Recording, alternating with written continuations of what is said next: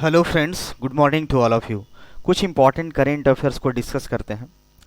68th number का national films award में best actor और बेस्ट एक्ट्रेस का अनाउंसमेंट हुआ है, जिसमें बेस्ट एक्टर दो को मिला है, सूर्या और अजय देवगन को। सूर्या जो कि साउथ के हीरो हैं, और सूरारई पोटरू इस मूवी के लिए इनको बेस्ट एक्टर अवार्ड मिला हुआ है। और अजय देवगन जो कि तान्हाजी मूवी के लिए इनको बेस्ट एक्टर का अवार्ड मिला हुआ है। अगर फीमेल एक्टर की बात करें तो अपर्णा बाला मुरली को फीमेल एक्टर में एक्टर इन फीमेल कैटेगरी में इनको अवार्ड मिला गया है। और उसी फिल्म के लिए सोराराई पोटरू के लिए ही इनको बेस्ट फीमेल एक्टर का अवार्ड मिला हुआ है। बेस्ट फीचर फिल्म भी यही रही है, सोराराई पोटरू। बेस्ट डायरेक्टर की बात करें सचिदा नंदन किया रहे हैं। और best feature film in Hindi की बात करें तो तुलसीदास जूनियर यहाँ पे best feature films in Hindi में रही हुई है। मोस्ट फिल्म फ्रेंडली स्टेट कौन रहा है? मध्य प्रदेश हमारा रहा है। और बेस्ट ऑडियोग्राफी किसको मिला है? डोलू जो कि एक कन्नड़ की है, इसी को मिला हुआ है। नेक्स्ट की बात करें, हिमाचल प्रदेश से रिलेटेड एक काफ़ी शानदार न्यूज यहाँ पे सामने आ रहा है। हिमाचल प्रदेश ने क्या किया है, जो भी VLTD व्हीकल्स हैं उसको ERSS से इसको इक्विप्ड कर दिया गया है। अब VLTD क्या होता है? व्हीकल लोकेशन ट्रैकिंग डिवाइस होता है। जितने सारे कमर्शियल डिवाइस हैं उसको रजिस्टर्ड कर दिया गया है व्हीकल लोकेशन ट्रैकिंग डिवाइस, और उसको इमरजेंसी रेस्पॉन्स सपोर्ट सिस्टम के साथ इसको ऐड कर दिया गया है। ये कुछ ऐसा सैटेलाइट बेस्ड कुछ एक तरह से टेक्नोलॉजी है, जिसके जरिए आप जो व्हीकल रजिस्टर्ड हो जाएगा तो ऑल ओवर इंडिया में कहीं भी जाएगा उसको तुरंत ट्रैक कर पाना काफ़ी पॉसिबल होगा। तो ये काफ़ी इंपॉर्टेंट यहाँ पे न्यूज है। ये व्हीकल को ट्रैक किया जा सकता है कहीं से भी in the country through VLTD। इस टेक्नोलॉजी के जरिए, इस मैकेनिज्म के जरिए, व्हीकल लोकेशन ट्रैकिंग डिवाइस के जरिए इसको कहीं से भी इसको ट्रैक किया जा सकेगा। और इससे क्या सबसे ज़्यादा बेनिफिट क्या होगा? ये जो व्हीकल्स हैं, पुलिस और जो ट्रांसपोर्ट डिपार्टमेंट है, पुलिस और जो परिवहन विभाग है, इस दोनों के द्वारा मॉनिटर किया जा सकेगा। और जो CM वहाँ के जो जयराम ठाकुर है हिमाचल प्रदेश के, उन्होंने एक और फैसिलिटी को ऐड किया है।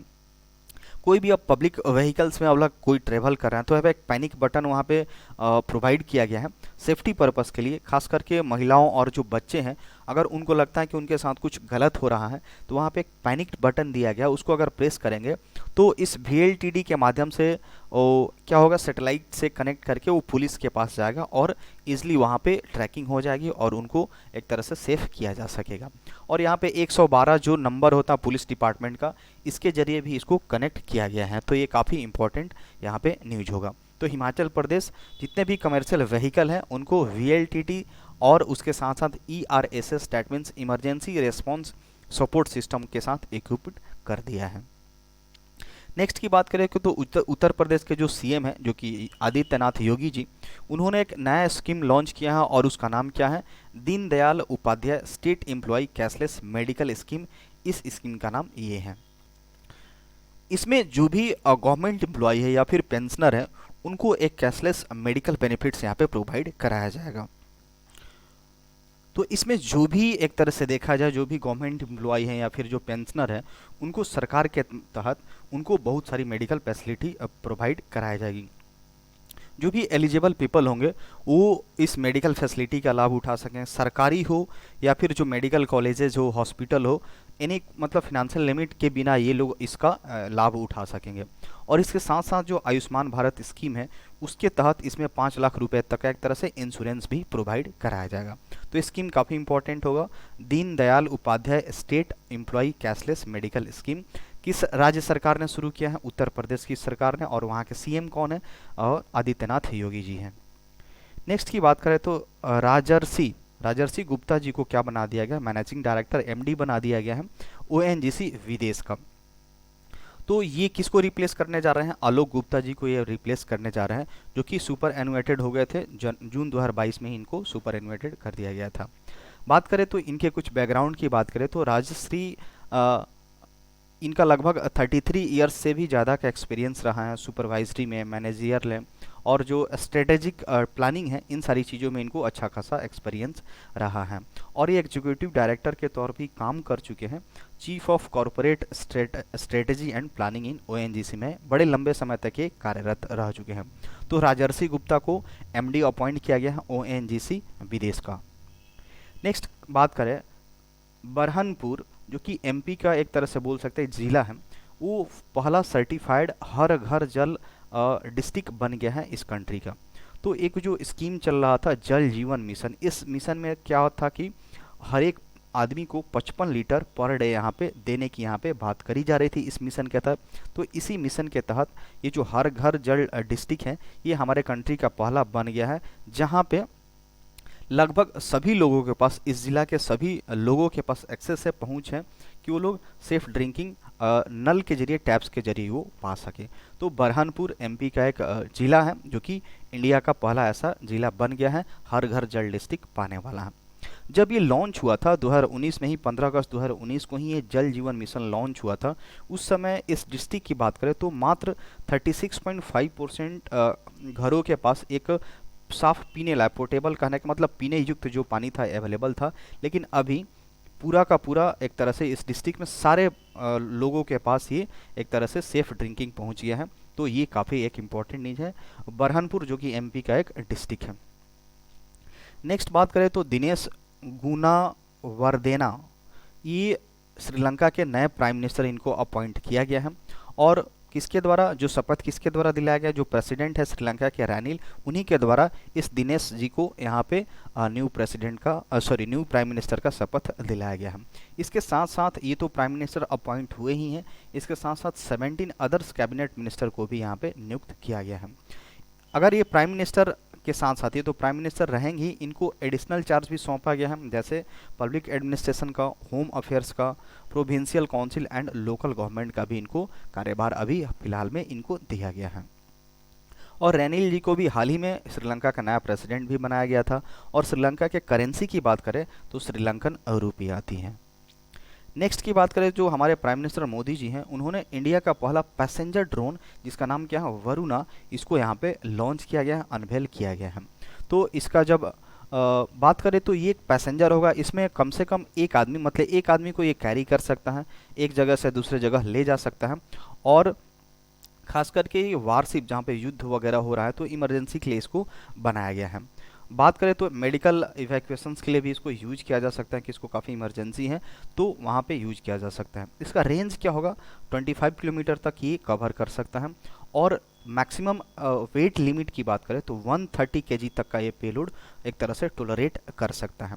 इसकी फ़्लाइट टाइमिंग क्या हो सकती है, 25 मिनट से लेकर के 33 मिनट तक ये फ्लाइट कर सकता है। और ये किसके द्वारा डिजाइन किया गया और डेवलप किसके द्वारा किया गया, सागर डिफेंस इंजीनियरिंग, इसके द्वारा इस वरुणा क्या बोल सकते हैं, इस ड्रोन को डेवलप किया गया है। तो काफ़ी इंपॉर्टेंट ये न्यूज बनेगा।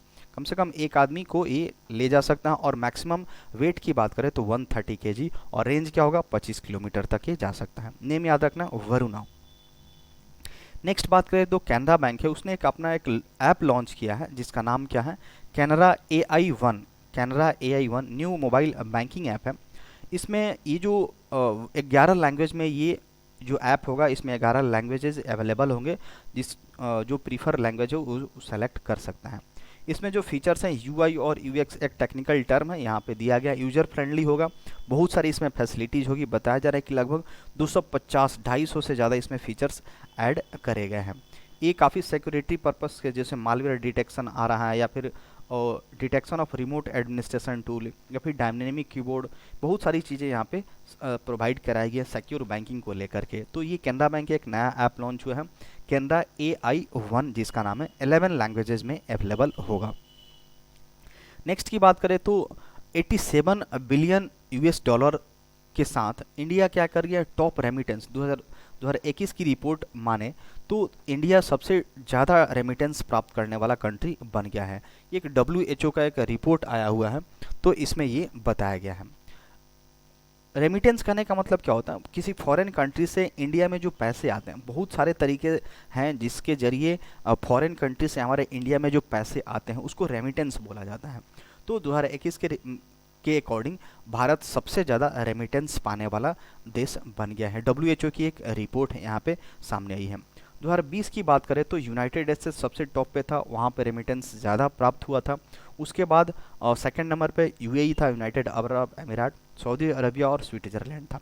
लेकिन 2021 की बात करें तो टॉप 5 रेमिटेंस रेसिपिएंट्स की बात करें तो हमारा इंडिया तो 2021 में इंडिया टॉप रेसिपिएंट्स रहा है, सेकंड पे चाइना है, थर्ड पे मैक्सिको एंड उसके बाद फिलीपींस और फिर इजिप्ट यहाँ पे रहा हुआ है। तो ये डेटा भी काफ़ी इंपॉर्टेंट होगा। 87 बिलियन यूएस डॉलर के साथ इंडिया रेमिटेंस रेसिपिएंट में 2021 का सबसे टॉप पे रहा है, सेकंड पे चाइना, थर्ड पे मैक्सिको है। नेक्स्ट बात करें तो इंडियन अमेरिकन प्रोफेसर जिनका नाम क्या है, कौशिक राजशेखरा, इनको क्या मिला है, ग्लोबल एनर्जी प्राइज इनको मिला हुआ है।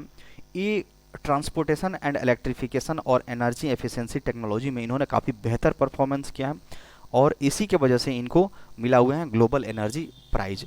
ये एक तरह से देखा जाए तो इंडियन ओरिजिन के प्रोफेसर है, यूनिवर्सिटी ऑफ हॉस्टन में ये एक तरह से वहाँ पे प्रोफेसर रह चुके हैं। इस बार केवल 3 लोगों को इस अवार्ड से नवाजा गया है, जो कि इसमें टोटल नॉमिनेशन कितने हुए थे, 119, कितने कंट्री से, 43 कंट्री से इसमें नॉमिनेशन हुए हैं। तो इम्पॉर्टेंट यही होगा, कौशिक राजशेखरा जी को ग्लोबल एनर्जी प्राइज से अवार्ड इनको सम्मानित दिया गया है। नेक्स्ट बात करें तो वर्ल्ड ब्रेन डे कब सेलिब्रेट किया जाता है, 22 जुलाई को वर्ल्ड ब्रेन डे सेलिब्रेट किया जाता है। किसके द्वारा सेलिब्रेट किया गया है, वर्ल्ड फेडरेशन ऑफ न्यूरोलॉजी यानी WFN के द्वारा इसको सेलिब्रेट किया है, ताकि जो ब्रेन हेल्थ से रिलेटेड जो भी एक जानकारी है, जो भी एक अवेयरनेस है, उसको एक रेज किया जा सके। इस बार का थीम काफ़ी इंपॉर्टेंट है। वर्ल्ड ब्रेन डे का थीम क्या है, ब्रेन हेल्थ फॉर ऑल। यहाँ पे बताया जा रहा है कि पहली बार एक तरह से वर्ल्ड फेडरेशन ऑफ न्यूरोलॉजी की स्थापना कब हुई थी, 22 जुलाई 1957 को। और एक तरह से ये जो कमेटी है, public awareness and advocacy committee, इन्होंने पहली बार सजेस्ट किया था 2014 से, यानी 2014 में इसको वर्ल्ड ब्रेन डे पहली बार एक तरह से सेलिब्रेट किया गया था।